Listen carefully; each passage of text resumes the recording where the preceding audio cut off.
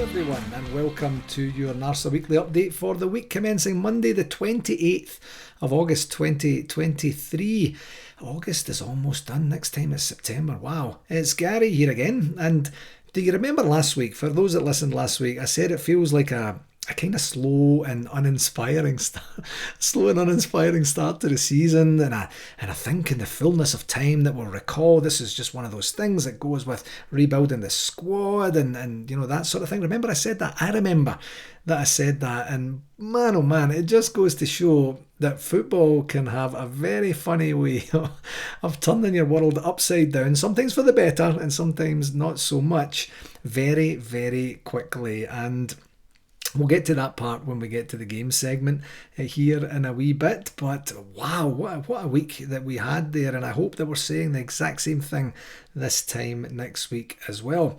We are now in the final week of what has seemed like, to me anyway, the longest transfer window in history, and I think that's probably most likely because we made most of our signings in the first 5 to 10 minutes of the window opening, and then it feels like there hasn't been a whole bunch of activity afterwards. Now that's obviously not the case, you know, it's been somewhat sprinkled through, but very, very early. So I guess there's benefits and pitfalls to that. The benefits are you get excited early, you get a chance to get to know the players early, but then it goes kind of quiet and it feels like you haven't really done much since then. But you know, that's the way it feels, as I say, to me anyway. But we have already seen I think it was just today or maybe yesterday that Yanis Hadji has headed to La Liga for the season. So he wrote a very, very nice send-off as well, and it's just a shame, you know. He was obviously injured in that.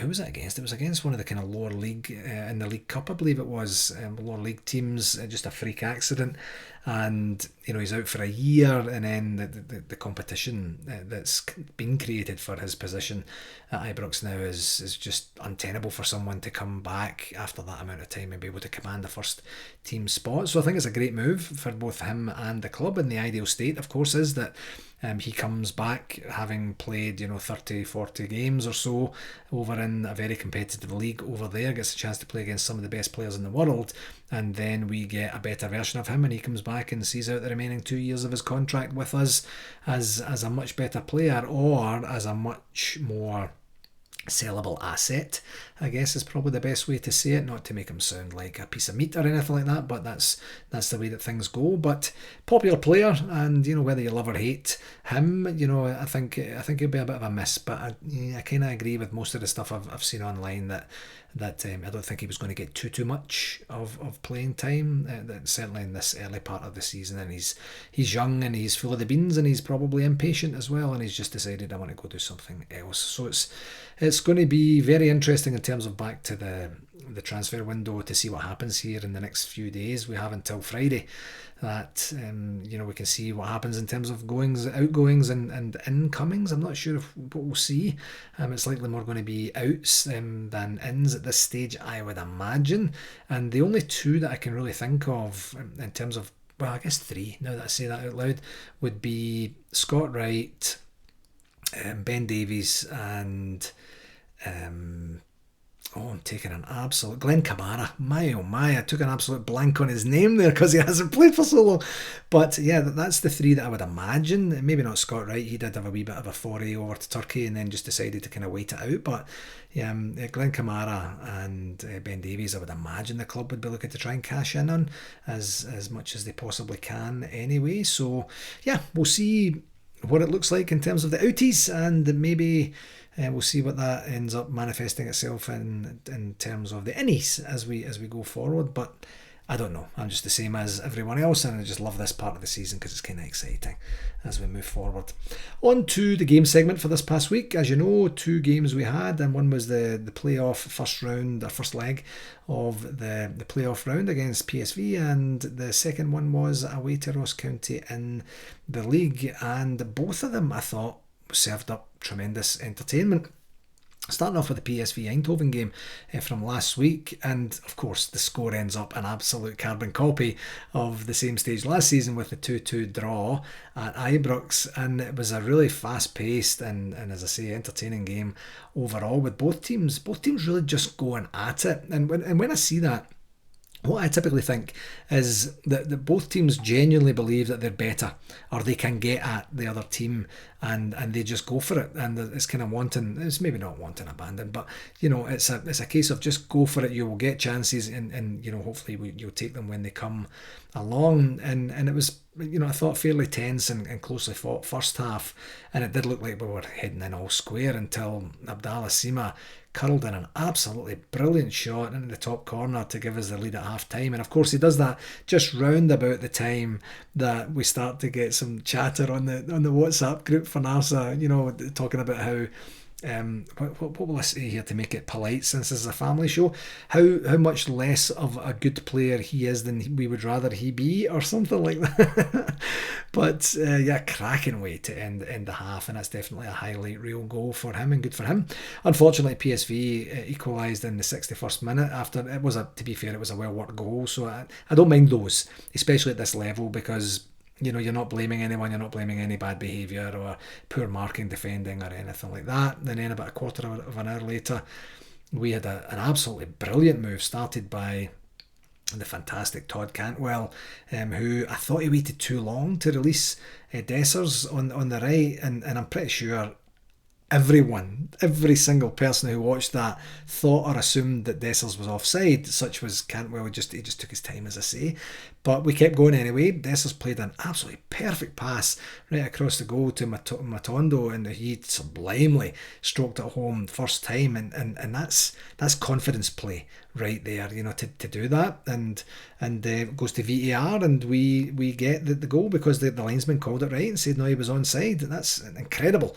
That's where VAR is our friend, and let's keep that up as well. And unfortunately, once again, our lead didn't last long, with PSV, I thought, kind of fortuitously drawing level less than 5 minutes later, straight from a corner kick. That's annoying. That was put into the net from the back, from literally his back, of the PSV captain, Luc de Jong. And some folks were giving Suter a bit of grief for losing his man. I don't know that it was absolutely truly horrible defending, because it all gets a wee bit hectic as the ball comes in, and then when it's hitting off the guy's back or his shoulder or whatever it was it came off of, there's a level of fortune in that, as I say. So I don't know. We did have an absolutely fantastic opportunity later in the game when Lammers turned well, after some great work by Tav to get a shot away, and then it was blocked, and then we saw Danilo coming in, and we thought that's definitely going to be in the net, and it was deflected wide for the corner. So it seemed to be in slow motion, that one. I'm just waiting for the folks in the Copeland to go wild, and then we know exactly what's happened, but it didn't seem to come. Well, obviously it didn't come, and that was that. So I thought we were unlucky not to get the winner with that move. How that would have changed my mindset going into this game, quite honestly, folks, I don't think it would have. I think, going over there with a slender 1-0 lead, effectively a slender 1-0 lead, 3-2, of course, is what it would have been. Does that change the game plan? We know they're going to come out at us. They have to win the game. Both of us have to win the game, of course, but they'll be under more pressure to do so after, one, what happened last year, and two, the fact that they're at home and they have a stronger squad this year as well. So yeah, I'm not 100% sure. Obviously, we would have been literally, factually 1 goal ahead, but as I say, I don't know if that would have changed the tactics as we go over. So positives overall, the result was a good result, all square going into the second half of the tie overall. And as I said, I just thought it was a really exciting, entertaining game. The fans were up for it. The football that was being played was magnificent at times, and I genuinely thought that we stepped up our game really, really well against much better opposition than we've faced thus far this season, and probably for the majority of the season, quite honestly, as well. And I thought Sima's goal was tremendous, and Matondo's was even better. And once again, folks, we've got the forwards scoring the goals, and that is an absolutely fantastic thing for us, and is only going to bode us well for both the players themselves and us as a team and a club going forward. I don't know that we've enjoyed that so much over the years, where the forwards are really spreading out the goals among them. So let's not take this for granted. I think it's a fantastic start that they've had. Negatives, it would have been nice to win the game, but I don't feel, as I say, too tense that we don't have a lead going over there. We know we have it in us to beat them on their home turf, because we did it last year, and they know that as well. And losing a set piece goal is always a wee bit of a downer on that, but it was a bit of a fluke. So, and that's the only reason it got past Butland, I think. So we'll just say that's a bit of a negative as well. In terms of stats, what I read I thought was really interesting was Rangers had 31% of possession, and we had 7 shots, 5 on target, 7 in total, 5 on target, to their 10 shots with 5 on target. So we did give up a lot of possession and the bulk of the chances as well. But I guess that's really what can happen at this level of football, and it doesn't really make any single bit of difference right now as we're all square as we go in. So it kind of doesn't really matter from a stats perspective. On the ref watch, I have been saying this, which I think is a good thing, for a wee while now, that I just can't remember the ref having too much of an influence on the game, which is really refreshing. I would much rather say that every single week than be moaning and complaining about the stupidity or the blatant mistakes that the referees are making. And as I mentioned earlier, I think the whole world thought Dessers, apart from him, maybe was offside for a second goal, but it went to VAR, and they were very, very quick in saying it was just fine, like super quick. And then they showed it afterwards, and you're like, oh, geez, he was onside. That's incredible. So, the referee himself will get the standard 7 out of 10 for that. Nothing spectacular in this game. Second game, of course, was Saturday's early 2-0 away result to Ross County, where we took a commanding 2-goal lead with brilliant first half goals from Kamar Roof. And what was it, like I don't know what word to describe it, a bizarre finish from a Borna Barisic corner. And honestly, folks, I had to look at it about 5 times before I actually saw what happened. And then there was a specific angle where he saw he kind of was wrestling, got himself on the ground, and then stuck his leg out and popped it in the back of the net. It was weird, but very, very welcome, of course. And then an absolute brilliant goal from Captain Fantastic James Tavernier. He knew as soon as he hit that ball was in. Absolutely brilliant finish, and definitely another one for the highlight reel. You know, he's brilliant. Like, see when in the fullness of time, when you look back on all the types and styles of goals he's scored, you know, you've got the penalties, of course, you've got the free kicks, you've got the open play. He's been nicking in with headers, scored one last week, of course, from the head and things like that as well. You know, this guy's, you know, variety and range of types and styles of goals that he scores shouldn't be underestimated. It's absolutely brilliant. We're so lucky to have him. And I honestly thought that we were dominant for the whole game, and it was a really, really solid performance from the entire team. And the positives, of course, from this would be the result, and of course the fact that mob lost another couple of points, their first couple of points of the season, made it a very, very positive day all round. And the majority of our play through the game I thought was so positive. In the first half, we were exceptional. We looked sharp, we looked fit, we looked hungry, played at a really high tempo, high intensity, and no one in Scotland can live with us when we are allowed to do that, or when we enforce upon the game our ability to do that. And it was brilliant to see Kamar Roof starting and then getting a goal. Of course, that's what he does. And more importantly, it was even better to see the fact that he didn't get injured as well, because you're just kind of waiting for that now, aren't you? And that's, well, I guess I should maybe touch wood on that one, because maybe he did get injured as he was going off, or as he sat down, or whatever. I'll tell you a wee story about Kamar Roof. We were in, I don't know if I shared this or not in any previous pods after the convention in Toronto this year, but we went for lunch on one of the first days with Willie Henderson and Andy Gray. He says, dropping names like they are sweeties. And we were sitting, and Andy was telling a story. He says, Kamar Roof is over in Dubai right now. He's actually working with a friend of mine who's a doctor, and he's doing some work there. In fact, I should actually ask him how he's doing. So he texted him saying, how's Kamar doing? And the guy comes back and says he's doing great. Andy Gray then phones the doctor that he's working with, or the physician, or whatever his title is, and has a conversation. Yep, okay, oh, that's good. Okay, so he is. Okay, perfect, great, thanks. Click, puts the phone down. Well, it's not click, he pressed the button on his phone. And then he says, the doctor says he is as fit as he's ever been. He is absolutely flying. Those are the words I remember. He's absolutely flying. And I was like, well, that's brilliant news. Such a unique thing to be able to do, to be able to have a Rangers legend and a football legend make a call and get some inside scoop. But at the time, I was kind of like, sure, he's flying. He's flying until someone nudges him in the back, and then he's got a rib injury, and then he's going to be out. And that's very unfair, but that's just been his history and his career, but certainly with us, which is what I care about more. But it looks like maybe, just maybe, that actually might be the case. And maybe whatever it is he's done, he's got himself to a position where his body's strong enough to withstand the pressures and endeavours of professional football. I would love it if that's the case. And from another positive perspective, it was also great to see Tom Lawrence back in the squad and making an appearance on the pitch. And honestly, this is a genuinely like a new signing for us. We had him for such a short time, and he was really coming onto a game. And then of course, he got that stupid injury, and then he's been out for all that amount of time. So we really have strength and depth on the bench, and the squad really looks solid now. It seems to have happened kind of all of a sudden, you know. I mean, of course, we signed 9 players, but it's just great to see, you know, that we have options there, which is great, I should say. So in terms of negatives, not too many negatives. I thought we were maybe a wee bit slack at the start of the second half, but I think that was more down to Ross County really kind of making some changes and upping the ante a wee bit in terms of trying to get themselves back into the game. But I reckon if you'd look back on the game on replay, real time, I haven't done that, but and I don't intend to do it, to be dead honest. But I'm sure it wouldn't be anything fraught or disastrous or anything to worry about. You know, they had some chances, we mopped them up at the back and did what we had to do and saw the game out. So that was the thing. In terms of stats, 71% possession we had and 20 shots, 9 on target to 10 shots of theirs, 5 on target. I mean, that's just dominant. That's dominant stats right there, and I think that really tells the story of the game as a whole as well. In the referee watch, Clement Turpin, Clement Turpin, that's the guy's name.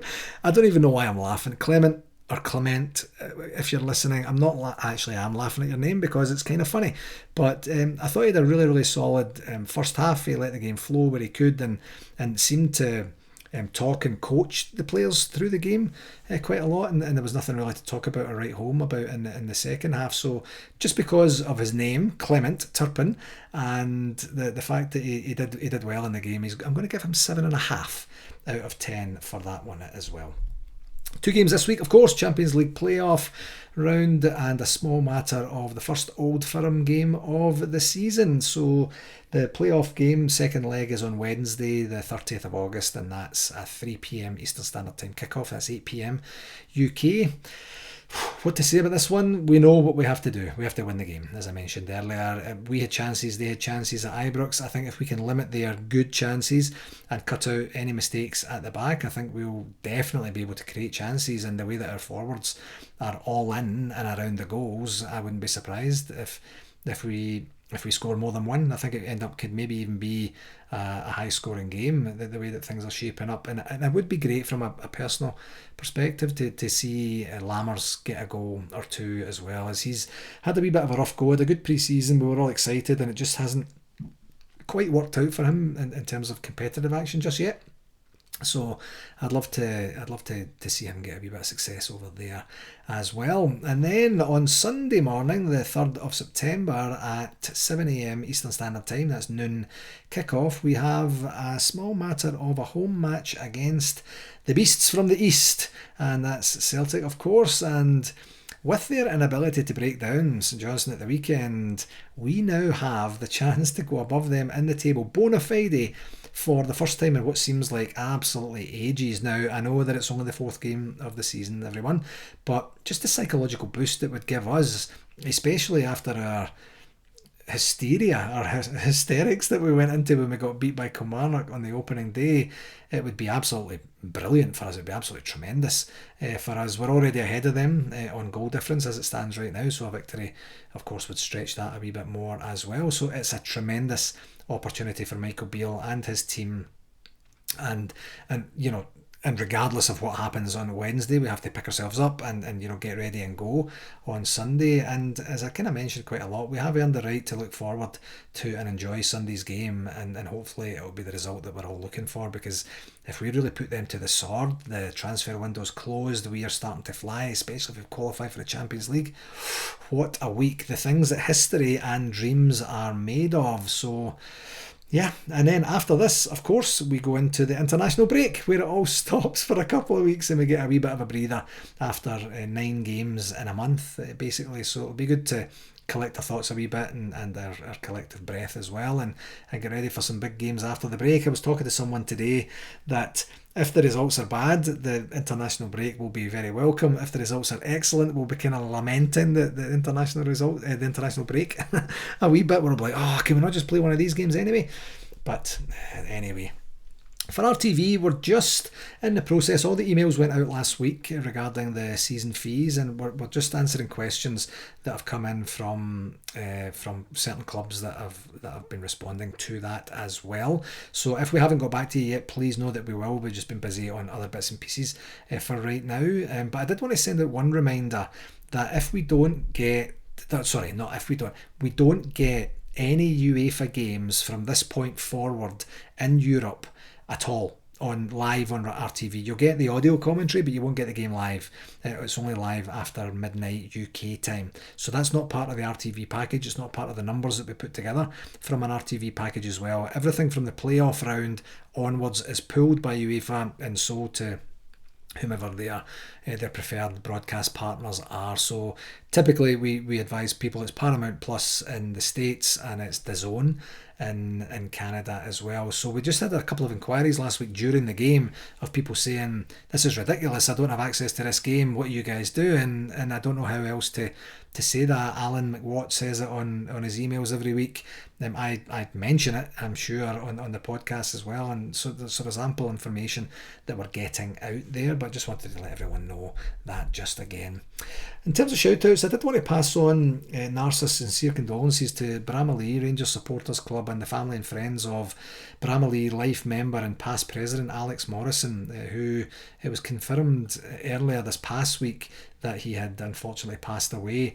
And if you take a peek at the comments on the announcement on Facebook, you'll see just how well liked and how much he absolutely, how well liked he was and how much he absolutely loved the Rangers, of course, and his supporters club at Bramalea as well. Just a genuine good guy, so very well thought of, and hopefully that's a crumb of comfort to Alex's family and friends and the members of Bramalea as well. So on behalf of NARSA again, I'd just like to pass on our sincere condolences and hopefully things go okay for the funeral arrangements and such as well.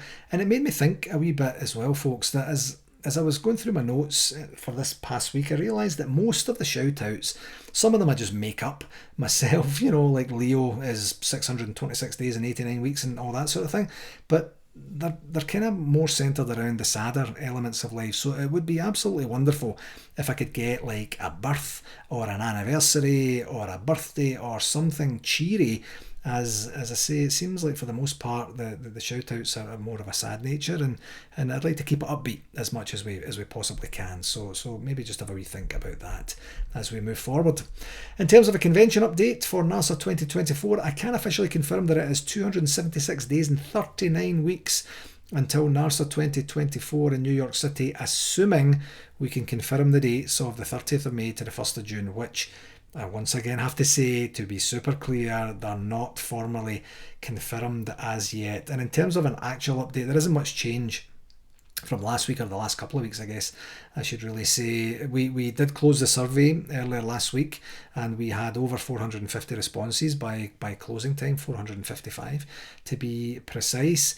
And I'd just like to thank every single person who took the time to complete the survey. It wasn't a long survey, and it was great for just to get a wee bit of information, a wee bit of feedback as to what our guests are thinking and feeling as well. We got some snidey comments in there, and you can kind of expect that half the time. People just don't seem to be able to know how to be civil online these days, and I did talk about that last week. But I did share a survey synopsis with the NARSA executive last week, and we had a meeting just before recording tonight with our convention committee to work through the options open to us, our immediate next steps, and the options that are available. And then we're going to have a conversation with, I can tell you the next steps right now, we're going to have a conversation with the hotel this week, give them a wee bit of an overview of what our guests have been saying, what that looks like in terms of how it would manifest itself into an actual event, and then see what or where if at all, that they can actually support what it is we want to do for next year. I don't want to preempt anything right now, but what I would offer up everyone who's listening out there is that there was definitely enough interest, as in yeses, on the survey response, despite the pricing and the expensiveness of this city, to justify hosting a convention of some description in New York City in June next year. And that's precisely what we're going to be discussing with the hotel this week, and with the exec as well, as we go forward. So I know I keep saying this, but I should have something a wee bit more meaningful for you for next week. We brainstormed some options. It's just great to get the creative types together and start to walk and talk through what is in the art of the possible for us, and I feel a wee bit better about it. Obviously not better that we've made strides forward. We do have to work on the admin and things like that, but we're getting closer, folks, and I think we're certainly aligned as a NARSA executive of where we have to go next. So that's where we're at right now. We will have that conversation with the hotel, and then get back around the table and see what our options are and where we can take things from there. So once again, to be super clear, if you have booked travel for that time, you have done that on your own volition, and we have never confirmed that those are the actual dates. Those are just the dates that we are attempting to try and get secured so that we can get ourselves over to New York for a wonderful convention. More to follow on that, but please do not book any travel because we haven't booked or signed anything just yet. In terms of communication for this last wee while, the Gers Guide, do you know what? Remember a couple of weeks ago I was singing the praises of the Gers Guide, and it's this wee handy summary of what you can expect. It's growing legs now, and it's just a big advert. Click this link for this, click that link for that, go to RTV for this, and it's a more difficult read. I'm going to sound like an old fart here, I know. I loved it when it was just a nice wee list that said Monday, Tuesday, Wednesday, Thursday, Friday, Saturday, Sunday, and told you exactly what was happening. So I don't know if I'm going to do this after this week. I'll see what happens if we win the games this week. Of course I'm going to do it next week. I'm going to do everything next week, but it's just a wee bit more difficult to navigate, and I'm kind of lazy. Anyway, Tuesday is the press conference for PSV, and the good thing that they actually did add in this week is that they've got some timings of those as well. So if you actually want to follow things live, you'll be able to know exactly when they're planned for. I believe the press conference for tomorrow is at 5 p.m. UK time, so that would be 10 a.m. my time, noon Eastern Standard Time as well. Wednesday, of course, we have the PSV Eindhoven game in Eindhoven. Thursday is the Champions League group stage draw, and that's at 5 p.m. UK time as well, so noon Eastern Standard Time. And then Friday's a press conference for the Celtic game. It's also the Europa League group stage draw. There was no time on the Rangers website today for that. If we happen to drop down to the Europa League, then that would be when we're interested about who we're going to draw. And of course, as I mentioned earlier, it's transfer deadline day, and the window slams shut, as all the cool people say, at 11 p.m. UK time, so that'll be 6 p.m. Eastern Standard Time as well. Nothing listed for Saturday. And then on Sunday, of course, us versus that mob at noon UK time, and then the Rangers women's team are at home to Partick Thistle at 4 p.m. UK on Sunday as well. So just a wee bit of an overview there. A couple of admin things from a club perspective was that last week Rangers announced the appointment of John Halstead as a director of RIFC PLC, Rangers International Football Club PLC, and confirming that in 2021 he became an investor in Rangers through his family's holding company Perrin Investments LLC, and he's a welcome addition to the board. Chairman John Bennett had said, as well as being a consistent investor in the club over recent years, John has provided valuable insight and support to the RIFC board and the executive management team. We look forward to benefiting yet further from his strong business acumen. Seems like a very accomplished guy if you read a wee bit more on the article. So congratulations to John, and well done, welcome aboard, and hopefully you can add a bit more dynamic to the existing dynamic board that we have. And more movement on the leadership side, where the club also announced the appointment of legendary American singer-songwriter, guitarist, 6-time Grammy Award winner and Rock and Roll Hall of Famer inductee James Taylor to the role of Chief Financial Officer. Okay, it's a different James Taylor that we've appointed, but I did get excited at the beginning because I do like some of his songs, and he's a finance guy with extensive. It's a crap joke, I know. I apologise. It's just what I do, and finance guy with extensive executive level finance experience in and around the UK and international as well, and he is now in the position of Chief Financial Officer of Rangers Football Club, and you'll likely know that his dad David served as both the Scottish FA Chief Executive and UEFA General Secretary back in the day as well. And I think for the most part, in terms of admin structure, that almost concludes the recruitment in our senior admin side with the club. And the only question mark I think that remains now would what are the club going to do with what was formerly Ross Wilson's role, a sporting director, technical director, director of football, whatever that's going to look like. I'm not sure. Are we going to fill it? Are we not going to fill it? Are we going to see how it goes? Not sure, but we'll be interested to see that. But I think that's probably the only major position that's missing now, and it'll be, as I say, it'll be interesting to see how that manifests itself as we go forward. Just before we finish here, folks, I wanted just to finish with a little bit of a caution or a warning for everyone prior to these very, very important games for us for this week. If the results are going our way, or the results actually go our way, which of course is what everyone wants, if you choose as a direct result of winning the game to kiss anyone directly on the lips when celebrating the result, please make sure you get consent from the kissee first. This is really, really important. Man alive, what an absolute tarnish on the Spanish women's team's spectacular World Cup success that the Spanish FA boss Luis Rubiales, he has really doubled down. So is his mum. She's on a hunger strike now, and with his refusal to resign, he's been suspended by UEFA. FIFA are putting a ban on him, and there's a whole bunch of stuff in the government and all sorts of things. What an absolute mess. Hopefully it gets resolved soon, and the women's team can actually get on with properly celebrating their historic victory. But what a shame for them, and it's not a great situation for this guy either. And as I say, hopefully it just gets resolved, and before it drags on for too much longer. So be warned. Just make sure you get permission before you kiss anyone. I'm going to do that very thing prior to each of the games as well. Okay, folks, that will do it for this week, my friends. As always, I can't thank you enough for taking the time to listen. Please do share it with whomever you think might enjoy it. Until next week, here's to an absolutely massive week for our great club. 2 wins I don't think are anywhere near being outside the realms of possibility for us as a club, and the way that the team is shaping up, I'm confident as we go forward here. And this is really what being a Rangers fan is all about. Huge games that are genuinely absolutely meaningful in every sense of the word, and the first one being worth around £20 million to the club, and the second very, very important in our quest for 56. So as Steven Gerrard said all those years ago, let's go. Until next week, please do take care of yourself and all the very, very best. Okay, cheerio now.